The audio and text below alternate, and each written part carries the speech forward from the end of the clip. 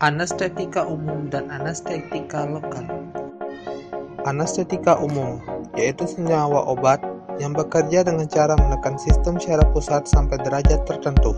Penekanan secara pusat yang terjadi melebihi kondisi homeostatis sehingga sangat terbatas kegunaannya dan perlu perhatian khusus. Stadium anestesi. Stadium anestesi diantaranya adalah amnesia, imobilitas dalam merespon stimulus yang menyakitkan, penurunan respon secara otonom terhadap stimulus menyakitkan, analgesia, dan hilang kesadaran. Efek-efek fisiologis lain yang dihasilkan anestetika umum: 1. Menurunkan atau menghilangkan gerakan ventilitas dan refleks pada saluran cerna. 2. Hipotermia. 3. Mual dan muntah pasca operasi. 4. Hipertensi dan takikardia pasca operasi. Dan 5. Nyeri pasca operasi. Tujuan penggunaan anestesi umum: untuk mendapatkan pelaksanaan atau melaksanakan pembedahan dan prosedur medik lain yang sifatnya menyakitkan atau tidak menyenangkan. Target kerja anestesi umum. Target kerja anestesi umum diantaranya adalah mengganggu fungsi, bekerja pada reseptor GABA, dan menekan transmisi saraf. Teknik anestesi. Teknik anestesi diantaranya adalah induksi inhalasi, yaitu mempertahankan anestesi dengan anestesi inhalasi. Induksi intravena, yaitu mempertahankan anestesi dengan anestesi parenteral. Serta yang terakhir, induksi intravena, yaitu mempertahankan anestesi dengan anestesi inhalasi. Tujuan pengawasan kondisi anestesi pasien adalah meminimalisasi potensi bahaya dari anestesi umum dan teknik yang digunakan, menjaga kondisi homeostatis tubuh dalam operasi, dan memperbaiki hasil jenis teknik anestesi yang digunakan. Komponen anestesi. Komponen anestesi terbagi menjadi 3, yaitu hipnotik, analgesik, dan relaksan otot. Hipnotik contohnya adalah anestesi inhalasi, analgesik contohnya fentanyl dan vetidin, serta relaksan otot contohnya succinylcholine dan pancuronium. Obat-obat lain yang digunakan pada prosedur anestesi atau praoperasi. Obat-obat tersebut diantaranya adalah benzodiazepin, menghasilkan efek sedasi. Contohnya midazolam, diazepam, dan lorazepam. Agonis adrenergik, contohnya dexmedetomidine. Analgesik atau efek analgesik, contohnya adalah fentanyl, morfin, dan mepiridin. Relaksan, contohnya adalah succinylcholine dan pancuronium. Mekanisme kerja secara seluler anestetika umum terbagi menjadi 3, yaitu meningkatkan sensitivitas reseptor yang dituju, 2. Meningkatkan kemampuan glisin, dan 3. Menghambat reseptor. Pembagian anestesi umum. Anestesi umum terbagi menjadi 2, yaitu anestesi parenteral dan anestesi inhalasi. Anestesi parenteral contohnya adalah tiopental, propofol, ketamin, dan etomidat. Sedangkan anestesi inhalasi contohnya adalah enfluran, isofluran, sevofluran, dan halotan. Berikut merupakan gambar struktur beberapa senyawa anestesi umum.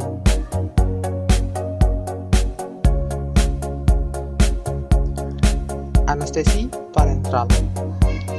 Sediaannya berupa cairan, digunakan di dalam dosis tunggal secara bolus, dan dosis masing-masing individu berkaitan dengan profil farmakokinetikanya. Tiopental. Tiopental digunakan untuk menginduksi kondisi anestesi, penanganan status epileptikus. Sediaan yang beredar atau bentuknya adalah sodium tiopental. Obat ini tidak boleh dicampur dengan obat lain dalam kondisi pH yang rendah atau asam. Jika dilakukan pramedikasi dengan beberapa obat, dosis tiopental dapat berkurang 10 hingga 50%. Ini terdistribusi utamanya berada di otak. dan eliminasinya berlangsung lambat. Efek samping menekan fungsi kardiovaskular dan menekan fungsi pernapasan. Propofol digunakan untuk induksi dan mempertahankan kondisi anestesi dan penanganan status epileptikus.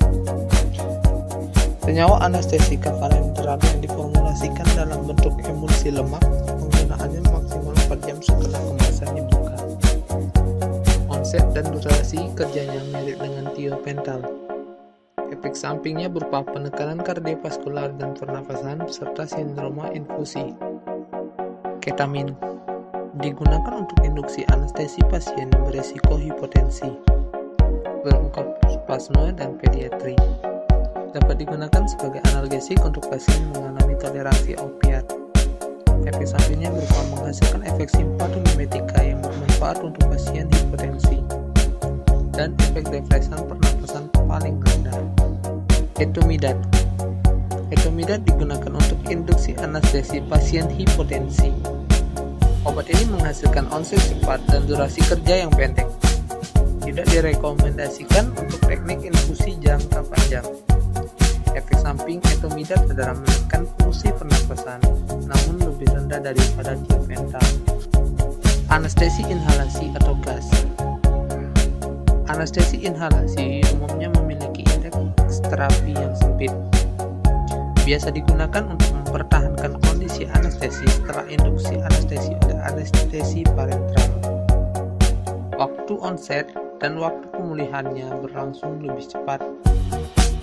Contohnya adalah sofluran, digunakan untuk mempertahankan kondisi anestesi. Jenis anestesinya yaitu anestesi gas yang paling banyak digunakan. Efek sampingnya diantaranya adalah menurunkan tekanan arteri dan juga menurunkan metabolisme otak. Anestesi lokal, yaitu anestesi yang menghilangkan rasa pada bagian tubuh tertentu tanpa disertai hilangnya kesadaran atau penurunan kontrol pusat untuk fungsi vital. Mekanisme kerjanya yaitu dengan menghambat konduksi sinyal melalui penghambatan masuknya ion natrium pada salurannya, sehingga mencegah terjadinya potensi aksi. Penghambat konduksi mengakibatkan lumpuhnya saraf motorik dan sensorik pada area tertentu. Lokasi penggunaan anestesik lokal diantaranya adalah topikal, letaknya di hidung, mulut, tenggorokan, esofagus, mata saluran genitourinary, epidural, spinal, subkutan, dan kaudal. Berikut merupakan gambaran lokasi penggunaan anestesi lokal. Anestesi topikal. Anestesi topikal menimbulkan efek anestesi dan vasokonstriksi. Contohnya adalah tetrakain, lidokain, benzokain, proximethakain, dan oksibuprokain. Anestesi infiltrasi atau injeksi. Anestesi injeksi biasa dikombinasikan dengan vasokonstriktor untuk memperpanjang efek anestesi. Contoh obatnya adalah lidokain. Lidokain dipakai secara luas untuk anestesi lokal. Durasinya lebih pendek dibandingkan dengan bupivacaine selama 90 menit. Sering dikombinasikan dengan tetrakain untuk prosedur dermatologi seperti injeksi filter dan laser. Toksisitas terjadi pada dosis yang tinggi. Toksisitasnya berupa kejang, koma, hingga henti nafas. Bupivacaine digunakan untuk memperpanjang durasi atau efek analgesia ketika melahirkan dan pasca operasi. Memiliki durasi lebih panjang dibandingkan lidokain, kurang lebih sekitar 8 jam. Toksisitasnya berupa In this lecture, we are going to cover pharmacology of general and local anesthetics. But first things first, what is anesthesia? So, anesthesia is a reversible condition induced by anesthetic drugs that cause reduction or complete loss of response to pain or another sensation such as consciousness and muscle movements during surgery or other invasive procedures that can be painful. There are two main types of anesthesia. First is general anesthesia, which makes the whole body lose feeling, movement, and consciousness. Drugs that are used to induce this type of anesthesia are called general anesthetics. The second type is local anesthesia, which numbs only a specific targeted area of the body. Drugs that are used to induce local anesthesia are called local anesthetics. Now, anesthesia performed with general anesthetics occurs in 4 stages that were first introduced and described back in 1930s. These 4 stages remained essentially the same over time. However, updated delivery methods and modern anesthetics have improved the speed of onset, safety, and recovery. So the first stage is known as induction. It is simply a period during which the patient goes from state of consciousness to a state of unconsciousness. Next, we have the second stage, known as excitement. At this stage, depression of inhibitory neurons in the CNS leads to increased excitement, involuntary muscle movement, increased heart rate, blood pressure, and respiration. Next, we progress to the third stage, known as surgical anesthesia. At this stage, there is a gradual loss of muscle tone and reflexes. Patient is fully unconscious, unresponsive to surgery, and has regular breathing. This is the ideal stage for surgery, and careful monitoring is necessary to prevent further progression to stage 4, known as medullary paralysis or overdose. At this stage, respiratory and cardiovascular failure occurs, which lead to death if the patient cannot be revived quickly. Now, let's move on to discussing how general anesthetics work. So the mechanism of action of general anesthetics is not entirely clear. Although early theories focused on a single common path of action for all anesthetics, over time it has become increasingly apparent that multiple sites and different mechanisms are most likely responsible for the effects of general anesthetics. So at the macroscopic level, the action of general anesthetics on thalamus and reticular activating system leads to reversible loss of consciousness. The action on the hippocampus, amygdala, and prefrontal cortex causes amnesia. And finally, the action on the spinal cord is responsible for immobility and analgesia. Now, at the molecular level, things get a little bit more complicated. So to make it simple, we can divide general anesthetics into 3 groups based on their relative abilities to produce unconsciousness, immobility, and analgesia. But before we proceed, in order to gain a better understanding of mechanism of action of anesthetics, I think it's important to know how nerve impulses are generated. Therefore, for those who need a refresher, I would highly recommend to first watch my video about neuronal action potential. Now, going back to our grouping of general anesthetics. The first group consists of intravenous agents, etomidate, propofol, and barbiturates.